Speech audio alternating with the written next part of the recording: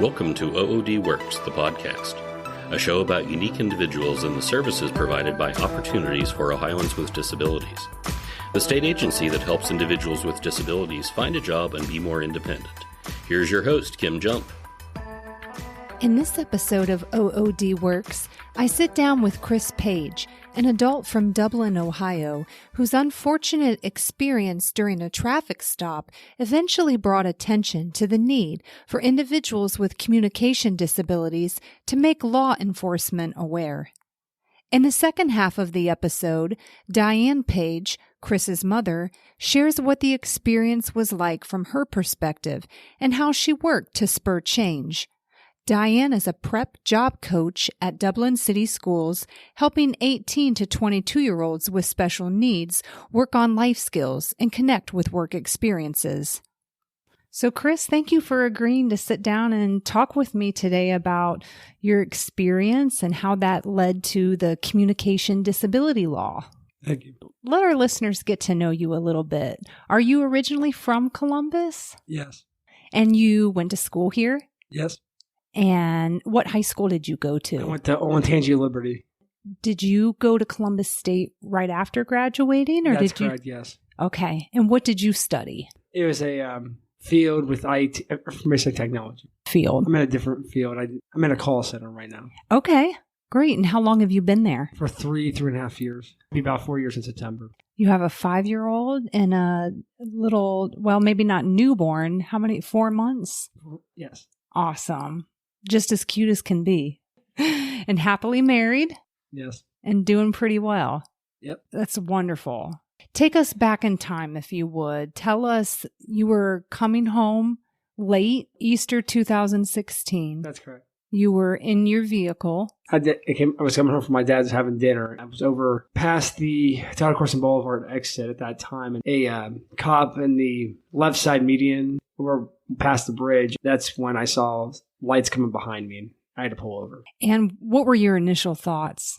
Seeing scared. those I was lights? Scared. I was yeah. nervous. I thought something bad was going to happen. Yeah. Was that your first time ever being pulled over? A couple times I got pulled over, but that was really extreme when they pulled me. So they pull you over, and one officer, two officers? It was two officers, yes. Okay. So what happened? They asked me if I was drinking that night, and I told them I just had a Pepsi, no alcohol. They thought I was on something because how I was speaking to them. Mm-hmm. Yeah, so you weren't speaking to them and you weren't making eye contact, and so they thought something was up? Yeah, that's correct. Yeah, so they didn't believe you about drinking soda?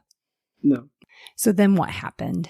Then they want to do then they had me get out of the car and had me do a sobriety test, mm-hmm. which I couldn't do very good because I couldn't communicate well with the feet, with the finger, with the eye, like with the finger going. Yeah, to follow along. Yeah. And then that's when they told me I was being arrested for thinking of being impaired and everything. And that's when they handcuffed me and put me in their vehicle. Gosh, I can't imagine the thoughts that must have been going through your mind at that point. Yeah, I was very upset. Yeah. Before they put you in the cruiser, when they arrested you, they handcuffed you? That's correct. Was that your first time ever being handcuffed? Yeah, I was scared and thought I was going to jail when I had that handcuff on me. What did that feel like, having those handcuffs on? Very scared when it hurt too. So, Chris, you're in the handcuffs, and it was at that point that you told the officers you were on the autism spectrum. That's correct. They said, you may have the medical condition, but we're not doctors. So they put you in the cruiser then? And they took me to the jail center or police department.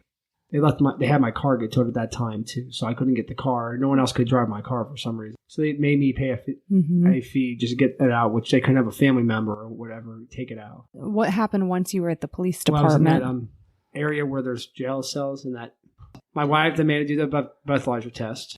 You were able to get a hold of her. She comes and demands that you do a breathalyzer. That's correct. Because she knows that you hadn't been drinking alcohol. Yes. So you do that? That's correct. I did the test, and then it came back 0.00, so nothing was in my system.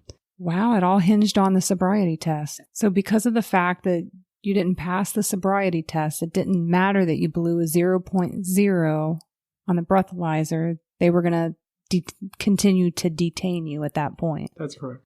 Okay, so then at that point, you had to pay pay a bond to get out. That's correct. Of $150. And who picked you up to do that? My wife showed up, and my sister that drove me over there to the tow area where my car was towed.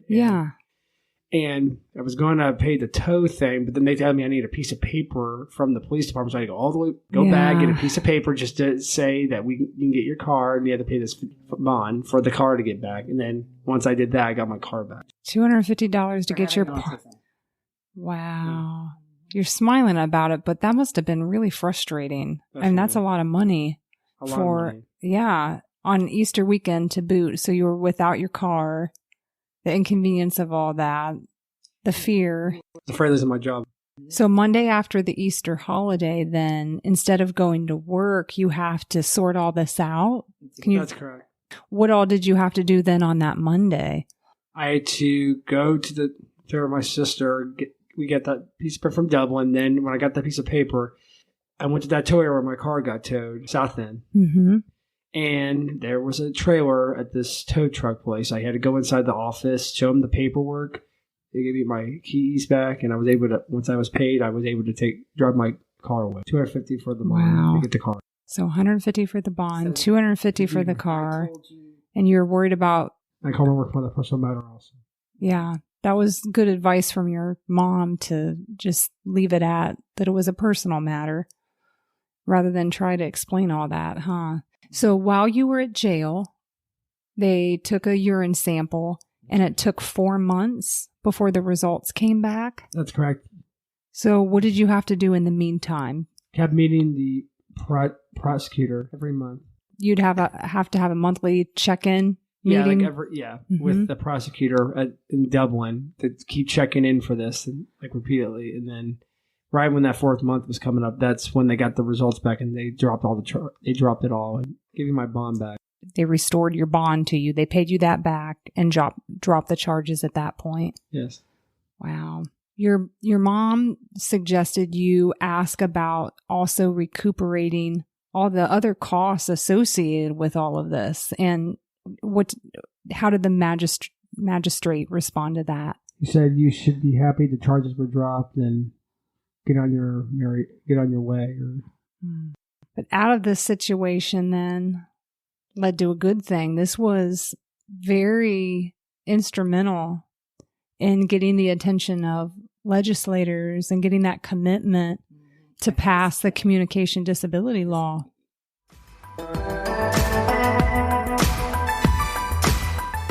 I remember telling him, if you're ever stopped by the police, you don't need to fear them. They're there to help you. And when this happened, it was a real blow because I had no idea that law enforcement was not educated more on individuals with autism. A simple thing of not eye contact. I mean, everybody knows somebody on the spectrum, so it really floored me. Mm-hmm. But then I realized it wasn't that way. And the second thing was I didn't realize that they were training an officer that they would not automatically do a breathalyzer, that they would make him do a sobriety. And at that point, I didn't realize, thinking about it, their motor skills and sequencing, they all have trouble with that. Mm-hmm. It has nothing to do with the ability to drive. Because at 16, when he got his temps, I took him to Ohio State driving evaluation. Mm-hmm. And they put them through a series of OT and PT simulated things to make sure those things that are important to driving, there's no deficits. Mm-hmm. And then there is a driving instructor who is specialized in disabilities that takes them out on the road and comes back and tells you honestly whether they should drive or not. And a wonderful resource. Yeah. And they told me Chris is very capable. And he said that I would take it slow, that you try to hit every scenario. And like I've always told people, I think it was 2.5 years. And then we finally got the parallel parking and I felt good about it. And he passed. And I wish I could have done that with my other 2 typical kids because they could have used it as well. But yeah, he's a very responsible young man. And I find I've taught individuals with autism for a long time. They follow the rules and the laws. They follow them. It was just heartbreaking to see what he went through and how traumatic it was, and that agonizing. You understand that people on the spectrum, they worry about things constantly. Their minds are always going. So for 4 months, how many days would that be? That's like, I can't figure in my head right now, but I knew that it was on his mind and he just couldn't let it go until those results came back. And then there was still the fear of being stopped and having to deal with this again. And he avoided the area that he got arrested for a long time. And so when I saw the video, the police cam, I sobbed. I had no idea that we were that behind on legislation for disabilities and those individuals trying to be as independent as possible and driving and making a living. And at that time, I got a hold of the news team to come out and do a news program on Chris's incident, and then started writing Governor Kasich and all the legislators, and got a hold of the Attorney General, and continued to contact them for 2.5 years. And I remember that it was a happy day when Mr. Miller called me, and actually it was his assistant that called me and said that they were putting together a law and they would like us to participate, and if I would testify. And I said, absolutely. And so I said, I would be happy to do anything to help for this cause. Let me know when the testimony is needed for the House of Representatives and the Senate. And we'll be there. It was a really happy day when that came through, and we just need to get the word out to everybody because I don't think you realize, people with communication disability, how important it is for our law enforcement to be knowledgeable. Knowledge is power. And so they will be better equipped to handle the situation of an individual with a communication disability when they're stopped, and have a better understanding. And it's a win-win for both sides. And then they can better evaluate and handle the situation. And if there is oddities or different behaviors that are unusual to the officer, they will understand why, because it has been documented by a doctor. Because that was always in my testimony, and I always had it on the news that they show that Chris in handcuffs in the backseat of the car, telling them he was on the autism spectrum. And I'll never forget the exact words the officer said. You may have that medical condition, but we are not doctors. And in my testimony, I said that and said they are not doctors. And so this law will provide documentation signed by a doctor where there's not any question to having a communication disability. And it's a win-win for the individual with a communication disability and the officer in any encounter that happens. And I can't imagine somebody with a communication disability not wanting to be in the LEADS program that's only seen by law enforcement to protect themselves when they are stopped or when there is an incident. That you're always going to be nervous. Chris was extremely nervous, and it just allows you to have a better protection and understanding by the officer that there's a red flag that shows that you have a disability, a communication disability. And it does not specify what kind of disability. No, it doesn't specify. Chris just chose to let them know. And really, we have never, ever felt that it was an issue to tell people. I mean, there's so many young individuals and there's so many people who are on the spectrum that are very high functioning and leading normal lives like Chris and having full-time jobs. And you just want them to not lose that independence. I tell you, when Chris, that happened, he was almost fearful of driving again. And I'm like, you cannot allow this incident to take that independence away from you, dear. That's an independence that is invaluable. It was a happy day when the Senate finally signed off on it and it became law. And it was a very important day when we were invited to the signage with then Governor Kasich. And he was very gracious and the first words out of his mouth were, "Where's the young man who was wrongfully arrested?" And he's way back in the corner because he's shy when it's anything like that. Of course I'm not. And I'm like, "I'm his mother. You know, you've heard from me many times." He's like, "Yes, I have." And I pulled Chris up and, you know, he spoke to him for a long time. And my daughter was there and said, "Well, you know, when my mom believes in something, she fights for it." You certainly did. And I remember Governor Kasich said, "Yeah, I like your mom. She's got spunk." Then he asked me to work with his colleagues. And I said, "No, I work with individuals with disabilities, not politicians." It was a happy day. Yeah. So was that, speaking of the fact that you work within the field, you know, you're the mother of a son and you've been his champion and you work with others with disabilities. Did all of that play into your passion for this? Oh, yeah. I have a passion. My students have always known I love them and I care for them and I would fight for any one of them. And that's why I hear from them after they graduate. And I have many that have home lives that maybe are not the best. And they come to our home for dinner and they come to our home for holidays and they will have gifts. And I've always been a fighter of individuals with disability.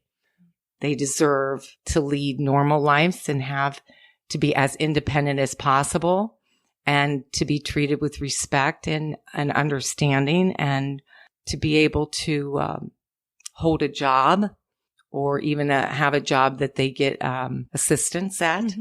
Because my individual students that I work with now, I work with adults 18 to 22 through Dublin City Schools. And once they learn a job or learn a work task, they're amazing. They are absolutely amazing. Committed. Yeah. And most of my students, the big problem is communication. It really is. Like being able to convey things to their supervisors and everything. But the work itself, once they learn it, they're fantastic. I'm very proud of them and they're near and dear in my heart. And this whole law is not just for my son. No, we made it better. This law makes it better for everyone with a communication disability. And I feel about every disability is communication disability because it's either verbal or nonverbal. So it's a wonderful thing. Yeah. And we just need to get the word out so that we get more that sign up. Absolutely. What does it mean to you to have something so good come out of a really hard situation? Like what happened to Chris? It is amazing. I want to tell and reiterate to people that everyone can make a difference. If there's something that happens in your life or with your child, and to fight for change. And it felt amazing when that law finally was passed for not only Chris, but everyone with a communication disability. And it made me very proud to see Chris grow and be acknowledged for what happened and that we're using that tool. That police camp is invaluable for training for the officers, invaluable. And that we're able to turn something negative that happened in his life that was so traumatic into something positive. And that's the best. I mean, the very best when you can make it positive for everyone with a communication disability.